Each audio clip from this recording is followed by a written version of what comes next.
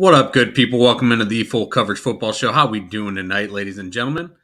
My name is Jeremy. I will be joined by Drew here. I don't know what happened. Looks like we lost him. Let me get out of this setup here so you can see my full, beautiful face.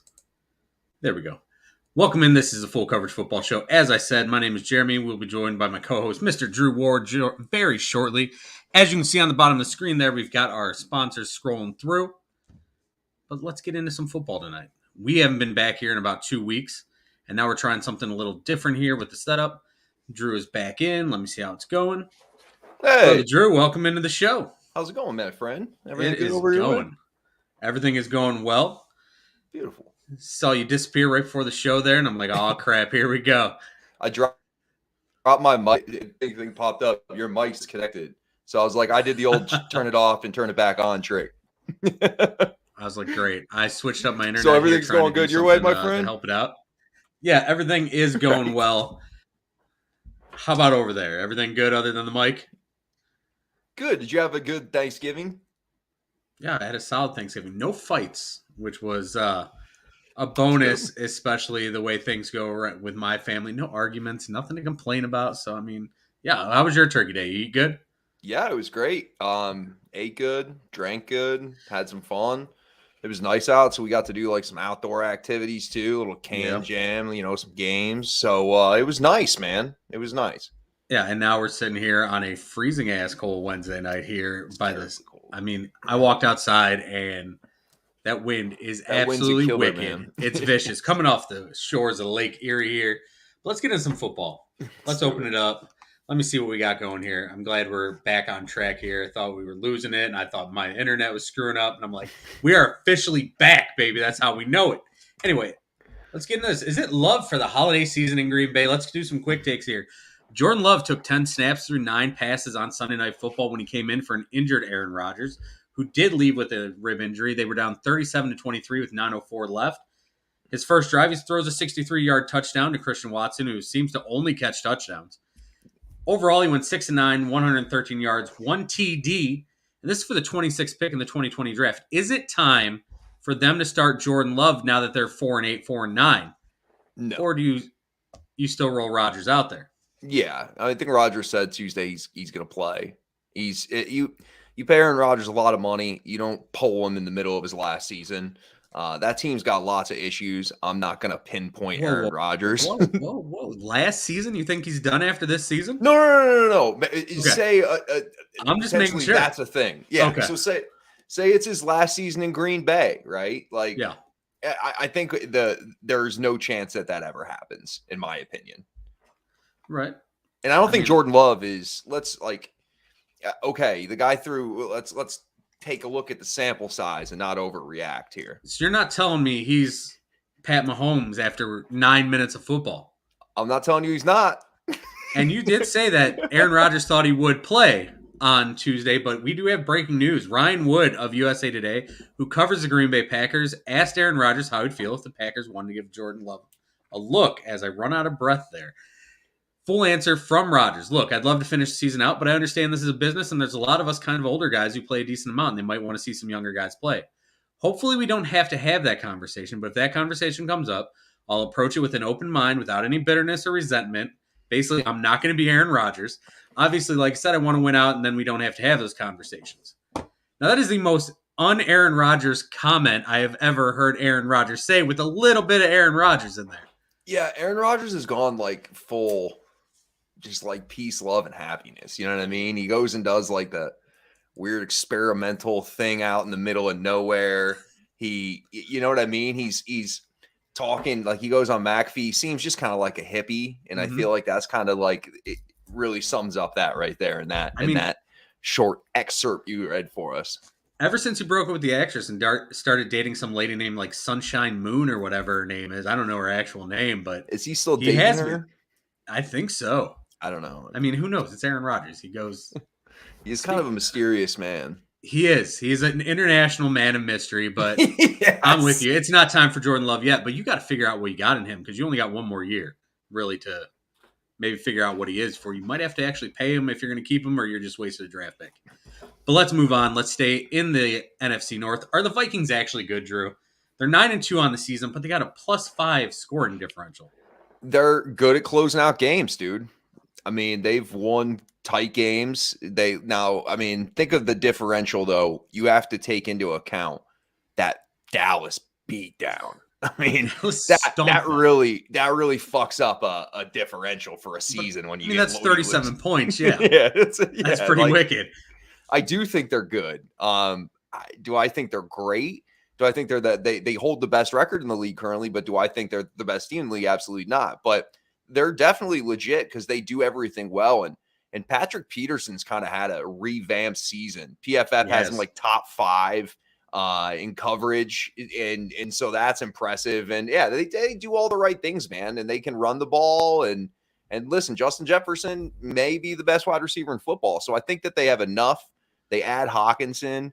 I think that they have enough to make a little noise. I'm just not sure that they have if Kirk Cousins can lead a team to a NFC championship or a Super Bowl, or, B, just how it even shakes out. So because they're going to run into a good team in playoffs. And I just don't know if Kirk Cousins, I guess, is going to be able to overcome that. But he's been pretty damn good, though. On primetime, on Thursday night. I know. And I guess that's a step. It is. Even though you can't see my hand, there it is. It's a step down here. I couldn't find it in the green screen here. And then I'm like, oh, there's my hand. It's got to be right in front of my face. But I'm with you. I mean, the team is one that differential's thrown off, obviously, by the Dallas stomping. And I would love to see them face Dallas in the first round. That'd be a great first-round matchup. But the thing is, their stars are doing what other teams' stars aren't. You look at a team like, my Cleveland Browns. The stars haven't stepped up. Denzel Ward's supposed to be a great player. He's not playing up to Patrick Peterson. You're getting their stars to play at the right moment. They're making plays when they need to. You said it right off the bat. They finish games. Are they a good team? Yes. Are they a great team? We will see. Speaking of my Cleveland Browns, expectations for Deshaun Watson on Sunday and for the season. What do you expect on Sunday first? Rust. Okay. And I'm not necessarily making this. At first thought you said Russ, and I'm like, please no. Oh God, no. Rust is way better than Russ. No, I think, and I'm not, of course, comparing a preseason and what he looked like in the preseason, but when he did play in the preseason, he didn't look very good. Trash. And that's rust from not playing for 2 years. And then you play in the preseason, and then you're suspended for 10 games. So I expect there to be some rust. But listen, man, this is, I expect the team to be hyped up, ready to go. I think they were kind of waiting for this, although Jacoby did well. But I expect them to kind of run the ball, ease him in with play action.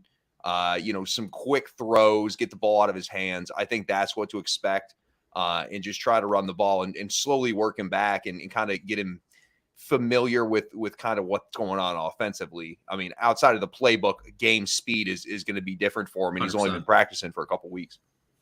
100%. 700 days since his last start. The preseason game, it's preseason. Nobody takes that seriously, and he looked terrible. Not exactly a great thing, but you're going to Houston. And for most people, you'd say going to Houston's a good thing because they're giving up 23.6 points a game. Their pass defense is okay. Their rush defense is terrible. And this is the Cleveland Browns football team who can run the ball. And this is also a Cleveland Browns football team who scored 23 points a game with Jacoby Brissett. However, for Deshaun Watson going back to Houston, totally different thing. And now lawyer Tony Busby, who loves to have his name in the news, is bringing 10 of the victims of the Deshaun Watson sexual assault cases to the game, which I don't know. So what? They're going to take up a row in the stadium? They're going to be sitting in a suite. They're going there. You're going to have 10 people booing him. I get that, but why do you want to? Why bring them there? I don't understand it, dude. You think Deshaun Watson's walking he's just in the crowd outside? He doesn't have to deal with any of that. He's going to take a snap and he's going to feel their eyes just burning a hole through his helmet. No, but the emotions are going to be high in this one, and there's going to be weird for Deshaun as a homecoming with the team he played for. These guys.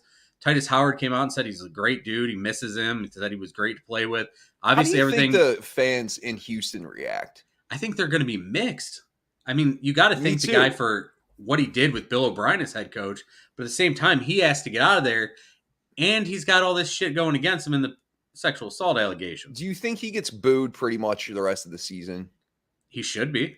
Pretty much everywhere. To a certain extent. I feel like that's almost like a fan's duty to boo Deshaun Watson, right? I mean, unless you're a Browns fan, you internally are booing him. Mm-hmm. But yeah, so I'm interested to see how they react because I'm kind of with you. I don't think that it's going to be all people booing him, but you're going to have the whole group who's going to be standing up and cheering, like, thanks Deshaun for what you did for us as a football player. Yeah. The thing is, we've talked about on this show a million times. Once you're on the football field, that's all anyone cares about. All right. So we'll see. And time heals all wounds too. I mean, absolutely. We've mentioned it with Tyreek, with Joe Mixon, with you name it, Adrian Peterson. You can go down the whole list. We've done it a million times. Now, for the rest of the season, the Browns have 6 games left. They're 4-7. There's people who think, oh, now you got Deshaun, you can go 6-0, you can go 5-1. They've got a tough, mildly tough schedule. You got to face all your division foes. You've got Houston. You've got a couple other tough games, but nothing really bad. What are you expecting out of Deshaun the rest of the season? Is he that rust going to shake off quick? Or is this just to really feel it out and work in the next year kind of thing? How many games left are there? 6 games. 7? 6 games? 6 games for the Browns. I think they can go 4-2. Okay. And I think that as a Browns fan, you'd be extremely happy with that because it was never about this year. You know what I mean? It was never about this year. Thank you. And so for everybody to be upset that their record is what it is, even though Jacoby Brissett played his ass off, if Jacoby Brissett wasn't good, you guys could have had 1 win.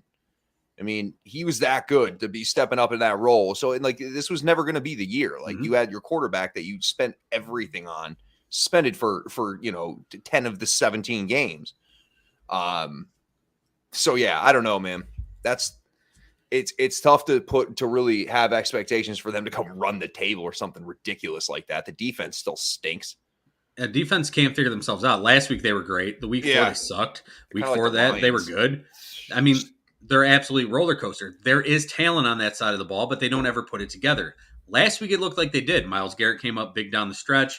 Jadeveon Clowney even did something. Let me ask you this. Sorry to cut you off. I was having this conversation with somebody at Beat Ups yesterday. It's ever since kind of like that car accident, Myles Garrett's name has not been coming up as often as it has. And I'm outside of last week. Last week he was fantastic. But have you noticed that as well? And I know that, again, Clowney's always hurt. There's not a whole lot, but man, it felt like the start of the season, it was great. And then it was kind of like, I don't know what the stats look like, but I, of course, watch every Browns game. And it's just like, 95 doesn't pop off the screen as much as he was at the beginning of the year. A lot of it, his numbers are pretty decent. I mean, he's got double-digit he's sacks at this he's point. still a monster. He's still a great player. But a lot of it is the fact that they did not address that defensive line enough. Nobody's afraid of those guys in the middle. They're basically Care Bears in the center of that defense. Jadeveon Clowney isn't a pass rusher. Everyone wants to think of him as a great pass rusher. He's not. That guy's been a run stopper all the way back to South Carolina and that big stop he had against Michigan. That's what he is. So when you look at this defense with Jeremiah Owusu-Koramoah out, with Denzel Ward missing multiple games, with that Charmin soft secondary you love to rip on, the way they are and the way that defense is built, everyone who plays them says, hey, there's only one guy we're scared of, and that's Myles Garrett. So a lot of the times, if Myles Garrett isn't popping off screen, he's got 4 guys on him. You watch some of the film back, there's 3 guys. He'll get chipped, and then he gets 2 linemen on him, and then he'll get another guy hitting him. Everyone faces Myles because they're not afraid of everyone else. Yeah. So has Myles been great? No. Since the car accident, has he been slowed down? Yes. But the problem is the rest of that defense, nobody else is scared of. Yeah. There's no reason to be. I feel like your team's questionably soft at all 3 levels defensively. They can be. And it's because if you want to be good on defense, you have to start up front. Right. Because if you can slow down. If you want to be good on offense, you got to start up front. Yeah. And on offense, why are they good? Because they got one of the best offensive lines in the league. On defense, with those Care Bears sitting in the center of your defense, nobody's afraid of them. They're like running towards them like Care Bear scare, or whatever they used to say. That's what they do, and nobody's afraid of Tommy Togiai, Jordan Elliott, Perrion Winfrey. Perrion Winfrey, who Browns fans thought was great because he got drafted and went, woo, let's go, dog pound. And they're like, oh, he's going to be so good. We're going to love him. Sometimes that's all it takes for us, man. I mean, come on, man. The guy, like, when Kate Cunningham put the buffs on, I was like, he's a Hall of Famer. This guy can do no wrong. But he's been terrible. And he crashed his scooter in front of the Barley House and missed a game with a concussion. Not only are our guys not in and not good, they're not in sometimes. So you're leaving a whole defense where it's Myles Garrett. And now you got Martin Emerson stepping up. There's other players on the defense. So where's this fall on Joe Woods' lap? Is Joe Woods going to be retained after the season? If they win 3, they'll or go 3-3 or 4-2 down the stretch. If they go 6-0 and the defense shows up, Joe Woods keeps his job. That's the only way he keeps his job. Okay. I kind of have similar thoughts. I mean, I don't think that Stefanski can make the argument why he would keep him. No. You know what I mean? Joe Woods wants to run a dime defense in a black and blue division, and it's not working all the time. That's why the only team they can consistently beat in this division is the Cincinnati Bengals, who are the second softest team in the division. Bengals are a finesse team. Yeah, and the Browns always beat them because the Browns play finesse defense. But now they've got another player stepping up in Martin Emerson, and they've got a Grant Delpit finally starting to play like the guy they thought he'd get out of LSU, but you're still soft up front. Nobody's afraid of that. It's true. I mean, it's bonkers. I mean, your team, you look at your team. When their defense has played well, you look at guys like, Aleem McNeil, who plays pretty strong up front. Dude, Aleem McNeil is as soon as he starts doing stuff in the center, you're good. Yeah. The Eagles. Hutch has been good since, I mean, the Lions don't have a lot either, but I feel like the Lions play tough, but I feel like you guys have more of the pieces in place. We do. We should be way better than the Lions. With way less of the toughness. And I'm sure that the Lions defense is great. I mean, because they started out so terribly, but in a 3-week sample size, really since Aaron Glenn was fired, did I say Aaron Glenn was fired? Yeah. I'm losing my mind. Aubrey Pleasant was fired. They've looked better, and I don't know if that's a coincidence, but I think it was just. They're going to bust their ass. You know they're going to play hard as hell. They're not going to be soft. I mean, that's what you're getting out of a Dan Snyder team. And when you look at the Eagles, Dan Snyder team, wow, we are killing it tonight. Wow. Dan Campbell team. Wow, we can't come up with the right Snyder names. Should not have any more teams. Could you imagine if Dan Snyder was your head coach and owning the Commanders? God, what a mess that would be. Anyway, Dan Campbell. He's like, is that a decision he can make? Can he just be like, Riverboat Ron, I'm taking over the team? Can he make it? Absolutely, he can do that. Dude. It's only a matter of time before Jerry takes over. He should do it on his way out because they're trying to get him out. On his way out, he should just say, I'm taking over as coach. Fire everyone to take over? Yeah. That would be fantastic. But what I was trying to say is that's what you expect out of a Dan Campbell team. And then you look at the Eagles. they were what they're 9-1 now. And when they were starting to struggle, when they lost their one game, it's because Jordan Davis was out in the middle. You got to be strong up the gut. Yeah. Yep. I agree. We spent a lot more time on that. Like, that's the thing, man. Like, those guys, the edge guys are the ones that really get all the fun. Mm-hmm. Your tackles rarely get sacks. The edge guys always have the fun. But without the tackles, the edge guys are essentially eliminated to an extent because of chipping and double teaming and things like that. You just need them to do their job and be stout. That's it. And they can do it. Problem is, Cleveland Browns don't have those guys. Let's go to other messes as we're talking Cleveland Browns football. One and done. Lovey at 1-9-1. Nathaniel Hackett at 3-8. Both these guys, are they one and done? I mean, I don't know why Lovey got the job in the first place. Because he was terrible at Illinois. Josh McCown yet.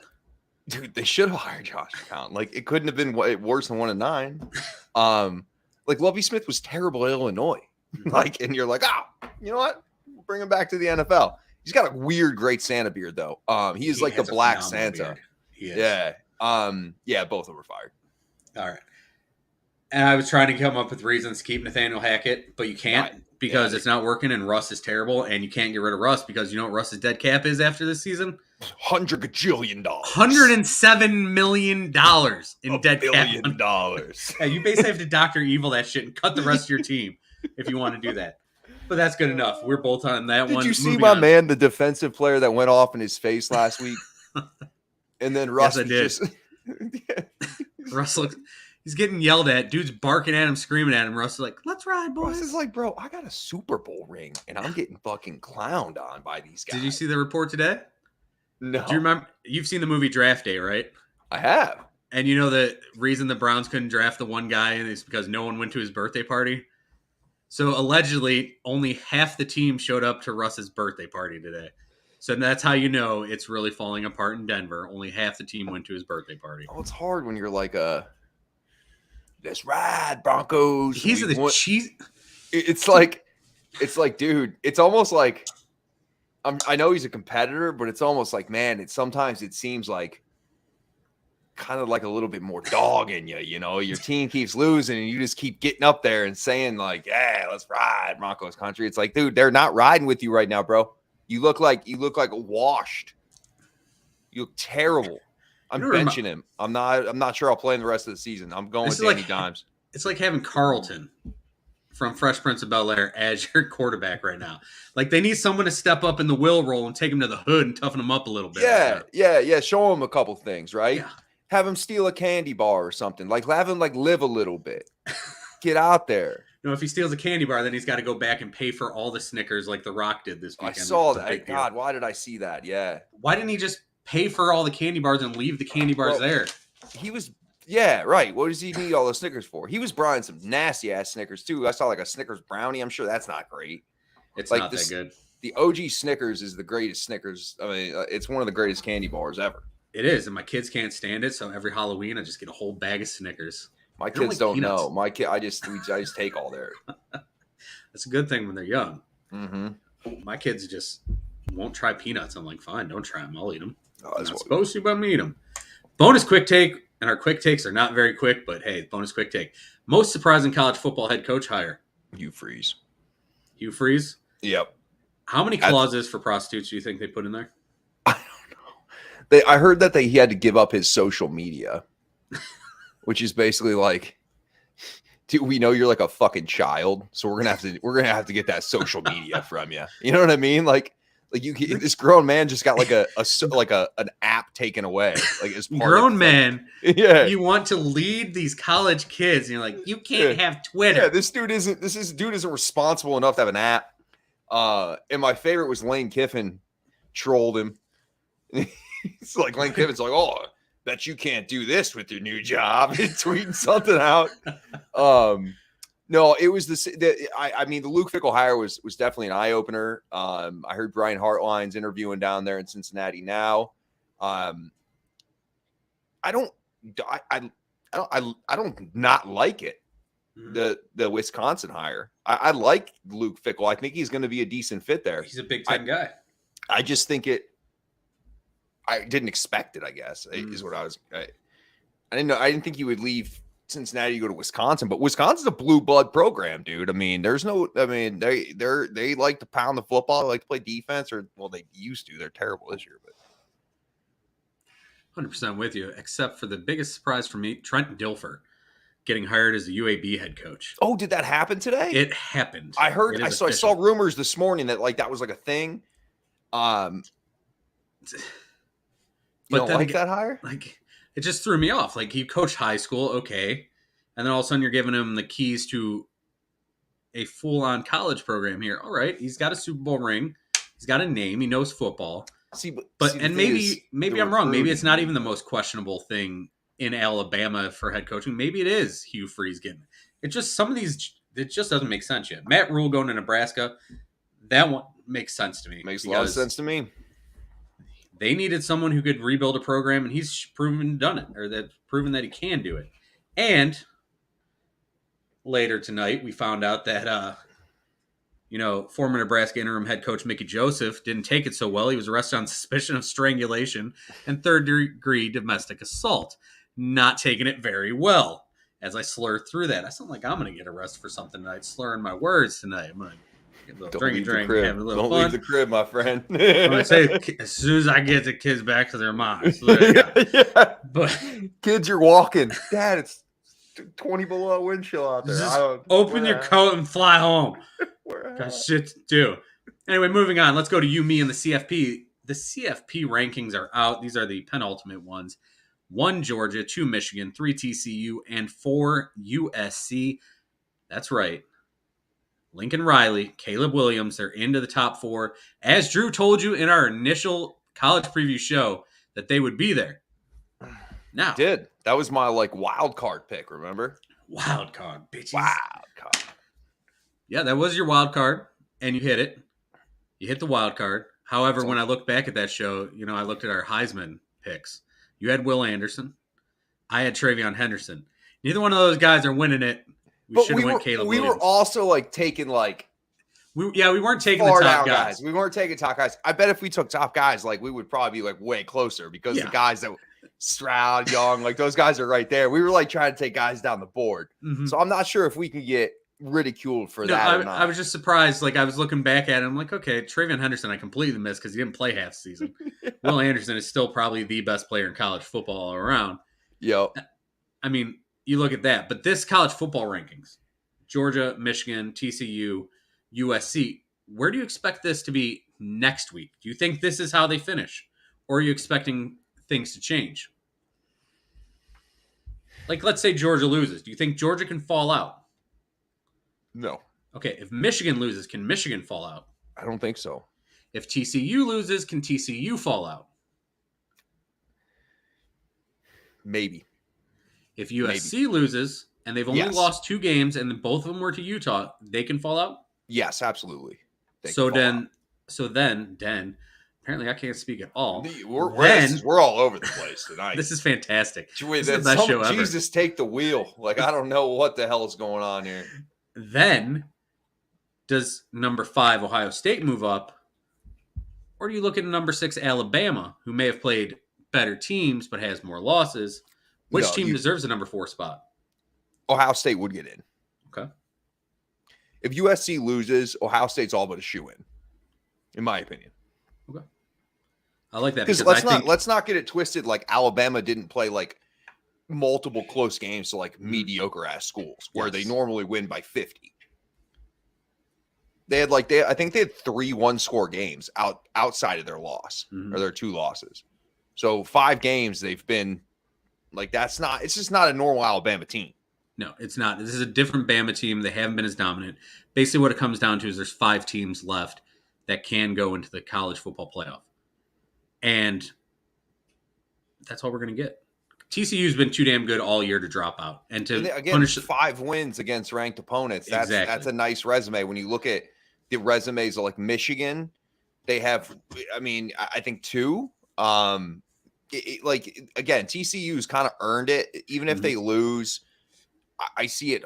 It's hard for me. It's hard to make the argument that Michigan with 1 loss after beating Ohio State should drop as well. Even though if they lose to Purdue, that's a tough scene. It is. And they haven't played. I feel like outside of Ohio State, yeah, they beat Penn State. But outside of they didn't play anybody. Out of conference schedule has been absolute garbage, but they did dominate Ohio State. They whooped it was the third easiest out of conference schedule in college football. Mm-hmm. It's been bad. They played like Hawaii and Akron and remember? And Polton throwing up 70 pieces on like demoralizing kids that have families and stuff. You can't schedule those kind of games. And for Georgia, they've been number one most of the year. They beat number one Tennessee. You're facing LSU, who had they not lost last week, LSU probably was the number 4 team with a chance to really stay in this.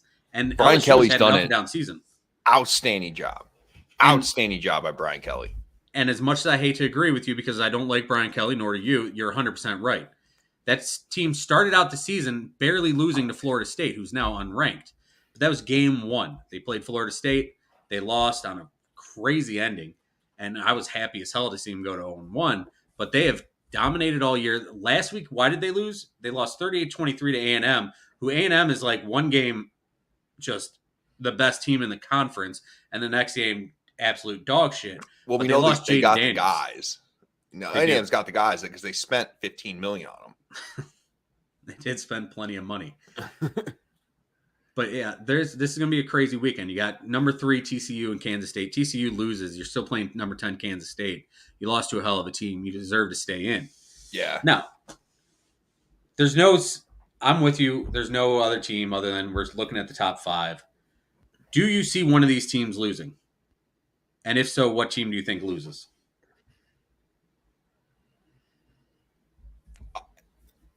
I could see TCU losing. Would be the one out of the 4. I really hope it's USC. I hope it's USC too because it would be way more fun for us, especially after what we had to endure last Saturday. Yeah, I want Michigan in the playoff. I want them in the playoff. So let me ask you this: let's say USC loses.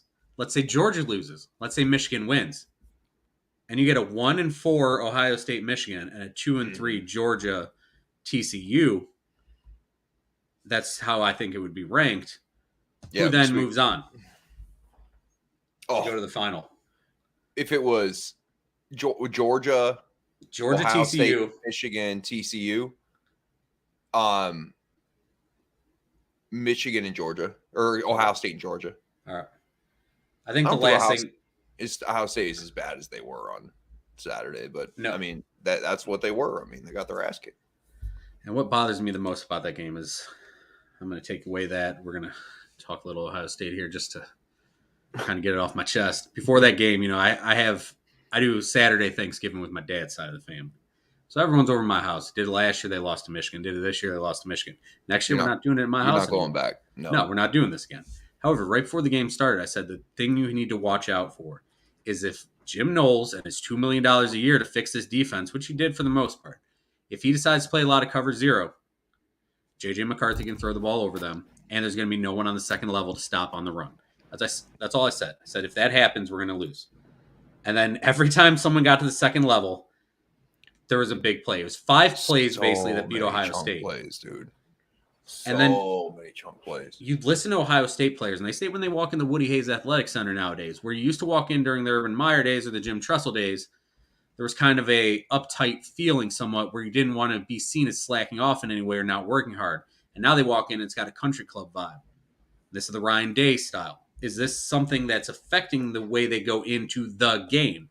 Where for Tressel and Meyer, this was everything. And they said 100% you work. Is this laid back atmosphere the way college football is going? Or is it the reason the Buckeyes are losing now because this game means more to Harbaugh than maybe does to Day, who allegedly started on third base? I don't think that at all. No. Ryan Day fucking hates Michigan, dude. Ryan Day hates Michigan as much as Harbaugh.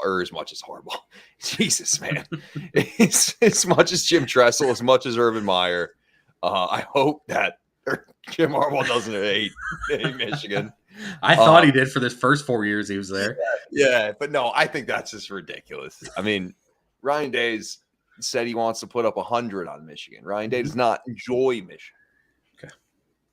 Just had to throw it out there. Yeah. Also, while we're talking Ryan Day, Does he use Just for Men hair coloring in his beard and his hair to make it that streaky black? 100%. That's okay. I was like, I'm looking at this dude. I'm like, there's no way that's natural. No way whatsoever. Dude looks like he looks like a Johnny Bravo like looking hair. You know what I mean? Like black. Yeah, it's like it is the most jet black hair you've ever seen. And he's like the whitest of white dudes. So it just really it offsets each other. Mm-hmm. It's just not a good look. Like, remember when LeBron spray painted his hairline in for a few years? She was dripping and stuff. Yeah, that's what I'm expecting. Like, God forbid the Buckeyes have to play, in Arizona in the Tostitos Bowl or whatever it is nowadays. He did 120% humidity. And he's just dripping. It's like he looks all emo with the eyeliner running down his face. It's going to be a mess. And that's how you know people are really going to make fun of Ohio State. But yeah, wow. Cavs lead the 76ers at halftime, 69-48. That's a shock the way the Cavs are playing lately. In honor of my Pistons, I wore my Pistons tonight. Cade's maybe done for the year. Oof. Ivy's hurt. They gave up 140 to the Knicks in regulation. Thanks, dude. That sucks, man. My team only scored 88 points 2 nights ago against the Raptors. I paid my money for League Pass for Cade and Jaden. It's like, what the fuck am I supposed to do? Watch Bogdanovich the rest of the year? You got to watch Utah now. You got to be one of those guys who just goes and gets a West Coast team. I don't watch any other game besides the Pistons. The NBA is not great as a product. I don't tend to watch a lot of it. Yeah. By the way, for those of you watching or listening, thanks for joining the Full Coverage Football Show, where this is our first show back in a few weeks, so we haven't got names right tonight. We've thrown shit off, and now we're talking basketball out of nowhere. This is what we do, but we have a lot of fun doing it. Yeah. So we hope you enjoy. Dan Snyder. Fucking Dan Snyder as head coach of the Lions. That would be absolutely phenomenal. How would you feel about that if they fired Dan Campbell? No. I thought you were trolling me because I fucked up like 2 seconds before that. And I was just like, I'm like, wait. I'm slurring words. I'm saying wrong names. You just straight face kept going. And I was like, hang on a second. I'm just glad you caught it. Dan Snyder. Had I watched this back later on or listened to it back later on to edit and been like, why the fuck didn't he make fun of me for this? This deserves to be trolled and ripped on. I'm not missing it. All right, let's get into conference championships Saturday/Friday. We got Friday and Saturday games. The big game Friday for the Buckeyes fans, whatever the hell we are anymore, and picks. So let's go first. Utah, number 12, 9-3 against USC, the 4th-ranked team in the country, 11-1. This is at Allegiant Stadium in Vegas. USC, that Hollywood attitude, Friday night at 8 p.m. Caleb Williams, your likely Heisman. Only game they lost, 43-42. Utah beat USC. 1,100 total yards in that game. There's going to be a lot of offense in this game. Cam Rising, he threw for a bunch of touchdowns. He beat Caleb Williams in that game. He was awesome.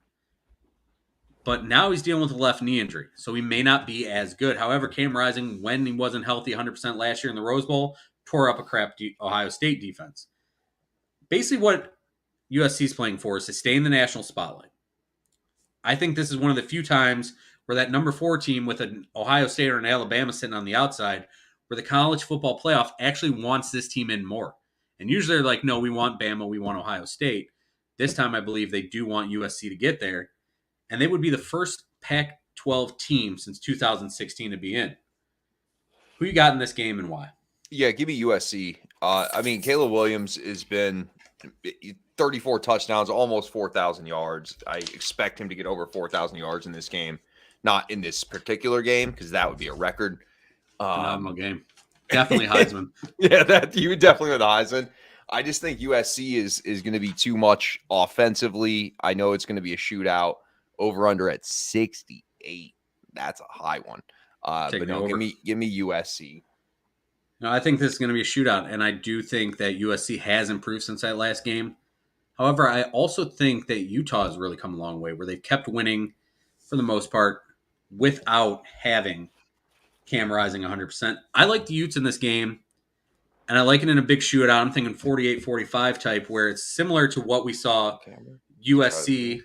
And you see, what up, pup? Pup saying hi to the camera. Hi, puppy.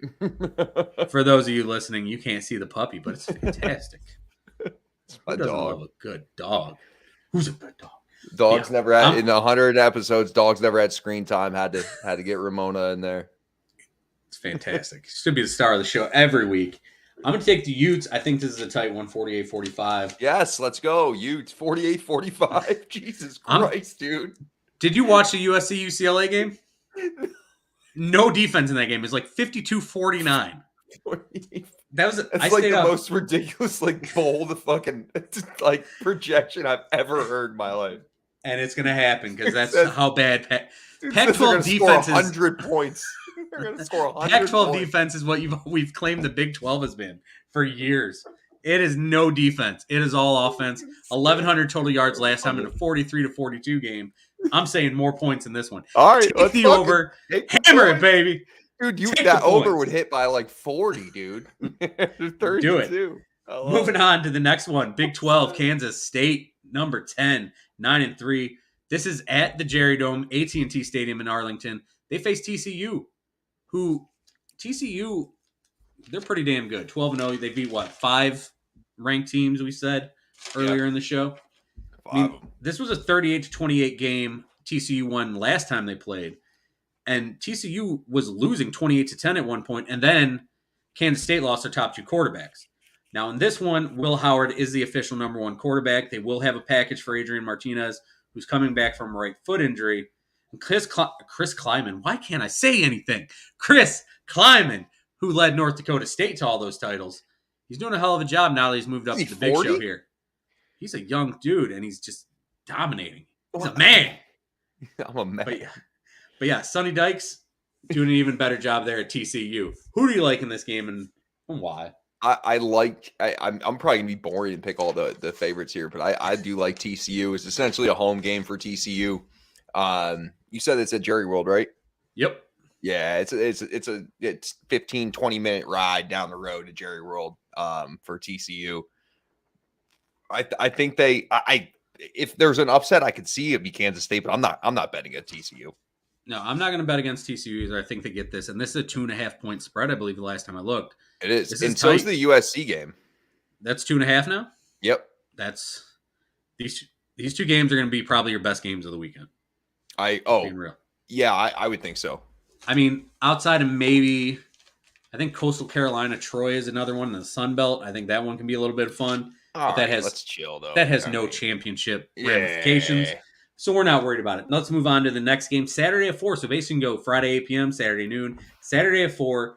LSU 9-3 versus Georgia at the Mercedes-Benz Dome in Atlanta. And this one, can Georgia stay undefeated? How does Kelly finish out his first season with LSU? They've been up and down. Last week lost to A&M 38-23, but Jaden Daniels' ankle sprain came out and ruined that game for them. If he doesn't play, Garrett Nussmeier starts, a sophomore. And Georgia, they've been just unbelievable. Top 10 in points per game, yards per game, points per play, yards per play on both sides of the football, and that's without Nolan Smith. Georgia's ridiculous. Stetson Bennett, 16 touchdowns, 6 picks. Just does what it takes to win. Georgia rolling this one? Yeah. I don't know if they roll, but they win. I like LSU to cover a 17.5 spread, which I think is way too much. But I do like Georgia. Listen, I think Georgia's on another beeline for a national championship, in my opinion. Kirby Smart's built himself a hell of a program. Absolutely.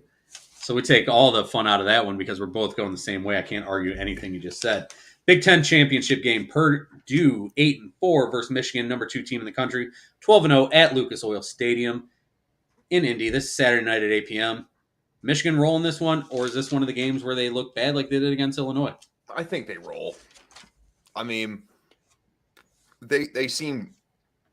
And the other thing that's embarrassing for Ohio State, they got beat without Blake Corum, who's one of the best running backs in the nation, if not the best running back in the nation. So, but I do think that Michigan they just got too much offensive firepower, in my opinion. They got, between Ronnie Bell and Edwards, and they can move the ball around, they can run it really well. I think they run it better than anybody in football, maybe best outside of Georgia. Best offensive line in college football. Yeah, so give me Michigan. It's just again, Purdue's had a nice year, but let's talk about the Big Ten East and the Big Ten West are 2 completely different conferences. I mean, this year, really, the whole Big Ten was terrible. But for me, Michigan's just they're just the better team. They'll take care of business. That's absolutely the reason why they're talking about getting rid of the separate divisions there in the Big Ten, especially once USC comes and UCLA.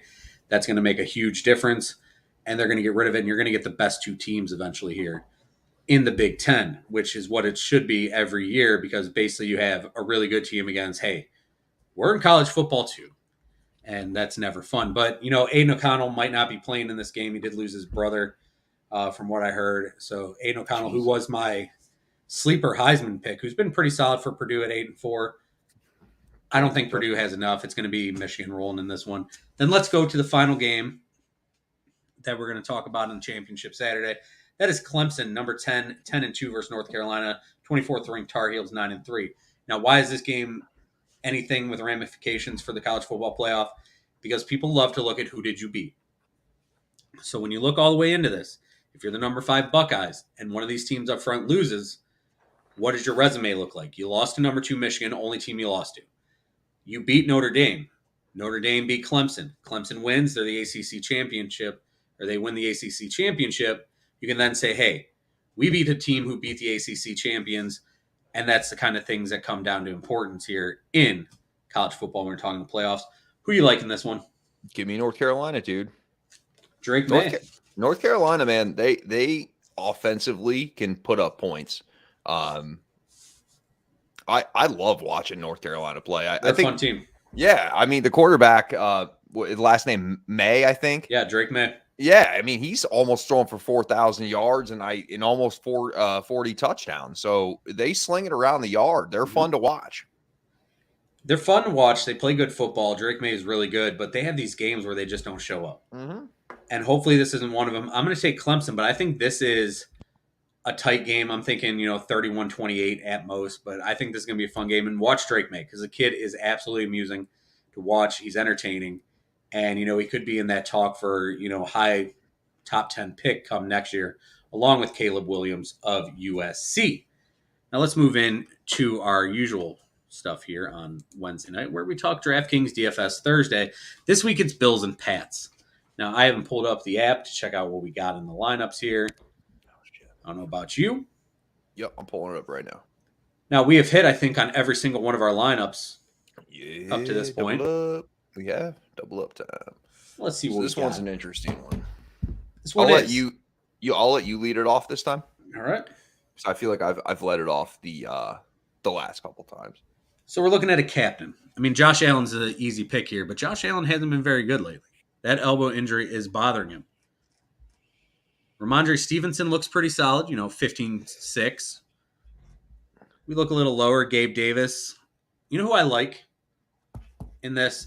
A guy who has done nothing for 2 weeks and then stepped up last week. And now it was against the Lions and Browns. He had 2 good weeks, I guess. Lions and Browns, they always look like something. Don't think the Buffalo Bills can run the football. They can. They played the Lions and Browns. I like Isaiah McKenzie in this spot. Sitting there at 10-2. Okay. A guy who I think what we saw him do last week, he can continue on. Because I think a lot of people are showing love to Gabe Davis, Stephon Diggs, rightfully so, and they're leaving Isaiah McKenzie alone. Plus at 10-2, he's saving you a lot of money in the captain spot. Who you got coming up next? I will take Ramondre Stevenson. I like that. That's where I would have gone as well. Now looking at our next spot, we still got 29-4 left, about $7,350 per player. As much as I don't want to put Josh Allen in here, I think you have no choice but to put Josh Allen in. So I'm putting Josh Allen in. Okay. Now we're getting down to the nitty-gritty. $5,000 per player left, 17-2 overall. I'll take Nick Folk. I like that pick because that's where I would have went. And if you didn't take Nick Folk, I would have, and I will take Tyler Bass. And now we got one more guy left at 9,000. So we've got McKenzie in our captain spot, Allen, Bass, Folk, and Ramondre Stevenson. We got one player. We can fit in Gabe Davis. We can fit in Jacoby Myers, who's dealing with a shoulder injury. Maybe Singletary or Knox. Devontae Parker. Bills defense. Personally, I would go with Jacoby Myers. I like Jacoby Myers on that. Let's throw him in. We still got $1,800 left. Let's look at our lineup there. It is. Oh! You're saying we still have 18? Okay, yeah. If we wanted to get someone else, like if we didn't feel comfortable with Isaiah McKenzie in that captain spot, we could fit in Gabe Davis. Do we feel comfortable with McKenzie, or do we want to go Gabe Davis now that we got the money? What about Devin Singletary? You could go Devin Singletary. I mean, this was your. It was, but then we come back to it. We still got something there. Who do you feel best about if you're sitting there with $1,800 left and you can get another player up to $12,000? I think the safest, if we're doing a double up, Devin Singletary. Okay. Because there's some games where Gabe Davis doesn't touch the ball and Isaiah McKenzie just doesn't touch it. Mm-hmm. All right, so you throw in, or do you think Dawson Knox? Dawson Knox, I'm afraid of that tight end because I feel like he's way too much of a wild card. Now, if we were going with a steel lineup where you only had a few bucks left, I'd go with him. So what do you say? You go with Singletary in yours. I go with McKenzie in mine. Okay. And we finish out comfortably. Or, you know what I was thinking too is, and I don't want to spend too much because we're already running late, but if instead of Singletary, say we went with James Cook at 5,400. I'm not saying at the captain spot. Mm-hmm. That allows us to we could put Steph Diggs there. We could put, who could we put? Oh, actually, we couldn't. We could put Mac Jones. What do you expect out of Mac? I don't know. So what I expect, to be honest with you, and this might sound funny, is he had a huge 300-yard game. So I expect him to run the shit out of the ball. Mm-hmm. Because that's what Bill Belichick does. Yeah, it could be a big Ramondre Stevenson game. Yeah. And maybe he should have been the captain. Maybe we just stay with where we're at. We'll stay with where we're at. All right. But that's a great thing about DFS. Play DFS, play DraftKings. We'll give you a code in a few coming weeks, hopefully, where you can, save by using our code. Let you know more about that next week. Sent that out once again. But let's move into the game itself. Bills, Pats. Yeah. Who do you like in this game? Give me the Bills. Just too much power, man, offensively. I know Josh Allen's kind of looked. When we say he hasn't looked great, human. He's still right. He's still been good. But again, I just this Bills team, man, they've had a few weeks where, like last week, where the Lions really had a possibility to beat them. Mm-hmm. But I expect the Bills to go in there and get this done. I mean, the Bills are sitting at 8-3, and they could easily be 9-2. They lost a game that they never should have lost to the Vikings, who are now 9-2 because of that.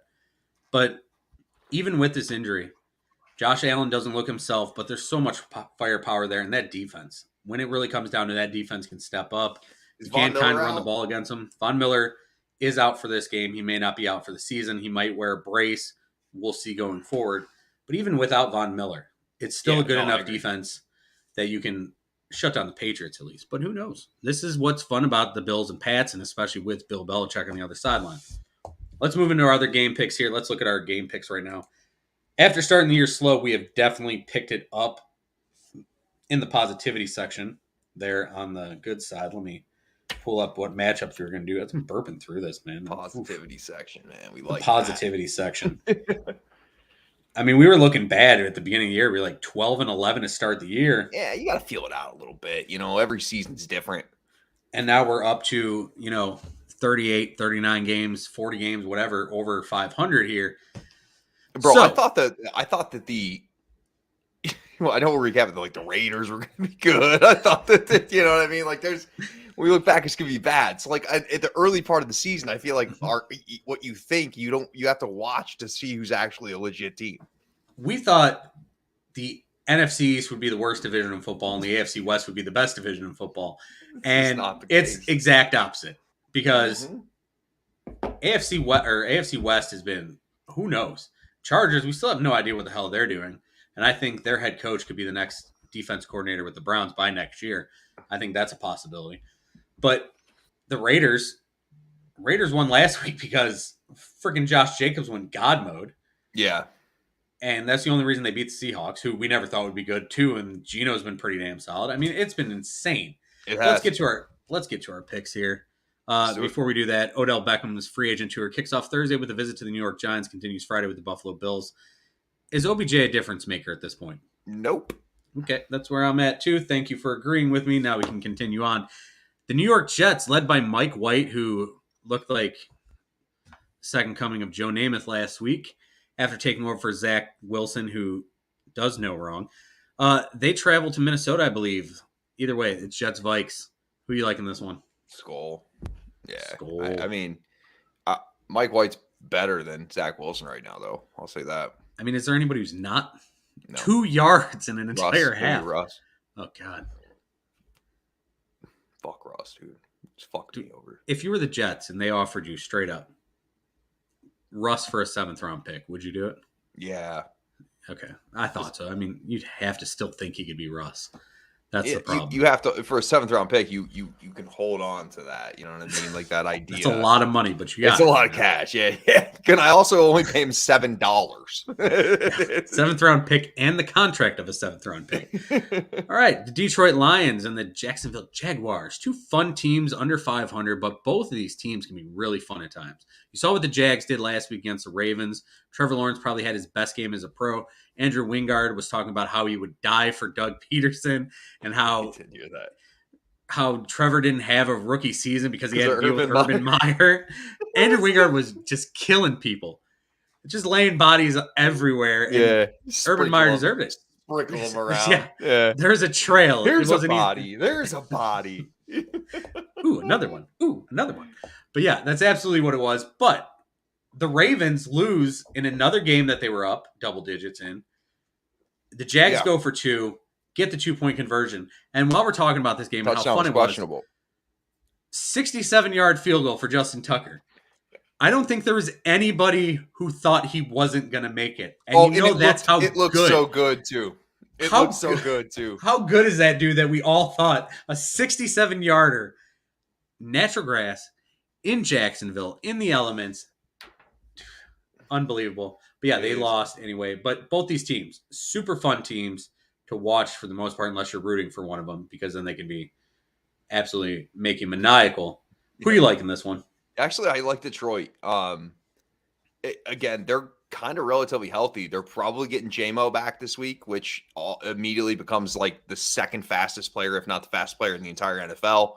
I heard Jared Goff say, he's like, dude, I play with Brandon Cooks. I play with, he's like, this guy's just a different level of fast. So if getting him back would be nice.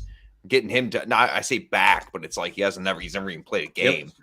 Yep. But dude, I kind of like some of the things that Detroit's doing. Again, they were fighting, with Buffalo on Thanksgiving, another home game, 10 days off. I like the Lions in this game. Give me the Lions too. The thing with the Lions, though, I love Jamal Williams. He's scoring touchdowns, doing well. But there's no reason that only 28% of their offensive plays have gone or had DeAndre Swift on the football I don't field. want to get started with that bullshit, dude. That's it. That's all I'm saying. Give me the Lions, though. I think they can do it. And Jameson Williams just being on the field, as you said, just being on the field, all he has to do is run straight. Why does Justin Jackson get double the carries of DeAndre Swift? Make it make sense. DeAndre Swift is like one of like the 5 most dynamic players in the league offensively. He can be, absolutely. And he can catch as well as he runs. I don't get it. Give him the ball more. And I love Jamal Williams too, but like, why is Justin Jackson getting these carries? Yeah. And for Jameson Williams, that boy doesn't even need to make a catch. He opens everything up just by running straight down the field. And you have an amazing underneath guy in Amon-Ra St. Brown who's going to just eat with Jameson Williams on the football field. I can't wait for Jameson Williams. So yeah, that's that game. Didn't mean to open up the can of worms. Titans-Eagles. This could be the game of the week as far as fun and ugly, because both these teams, this game could end in an hour and a half. They're just going to pound the ball against each other. Yeah. Who are you liking this one? The Eagles. I really like the Eagles, man. Just as a team in general. I mean, they've shown they can throw the football. They got Devontae Smith. They got A.J. Brown. Miles Sanders was fantastic last week. They just, for me, they have kind of shaping up to be a complete team, and I really think they're a contender. Just to to honestly win the Super Bowl. I really think it's that kind of team. The only thing they struggle to do is cover tight ends.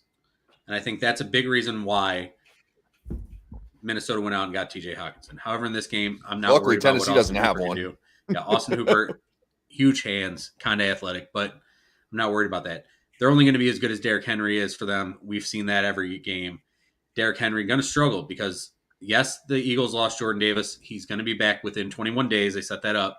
But then they're like, you know what? Just bring in Ndamukong Suh and Linval Joseph. Yeah, that was two guys who just come out and just do their job. That's all they're doing, and it's good enough to get W's. But give me the Eagles. I love that Howie was just like, all right, we're going to go get 2 wagons on the inside. Yep. You plug a Dominican. I mean, listen, I think that Howie and they know what they have. Nick Sirianni, like, this is a good, well-coached team. They're really solid. They can kind of do it all. And Jalen Hurts can run for 150 yards in a game. Jalen Hurts has shown he can do anything. Yep. And Jalen, I hated that pick at first. I thought it was stupid, especially when you had Carson Wentz. It looked stupid, but now it looks like a genius pick, and that's why I'm sitting here. And Howie Roseman's sitting there eating caviar in his mansion right now. But yeah. Speaking of Nick Sirianni, might as well hit this while we're just doing random things. Nick Sirianni, after they beat the Colts, standing on the bench screaming at the Colts fans. Did you think it was a douchebag move, or did you kind of like it? I want you to take me to bed. All right, I'll be up in a minute. Okay. Sorry about that. All kinds of guests coming in tonight. I know, yeah, it's guest night for me. I kind of like it. Why not? Right? Like, I kind of like the flair, the swag. I'm all in on it. Dude, 100%. When you're playing good football, and you know what? The other thing is the team gets behind stuff like that, right? Like that's one of those that fires up the locker room. Adorable little voice there. I'm with you. I thought it was pretty cool. Commanders, Giants. Dad's got to put her to bed, apparently. She's supposed to be in bed an hour ago. We're doing the Giants game, is that right? Commanders, Giants, yeah. Yeah, give me the Commanders, dude. Honestly, think Taylor Heineke show. Yeah, and I think that you're going to see, I don't want to say a free fall of the Giants, but the Giants really have a tough back-end schedule.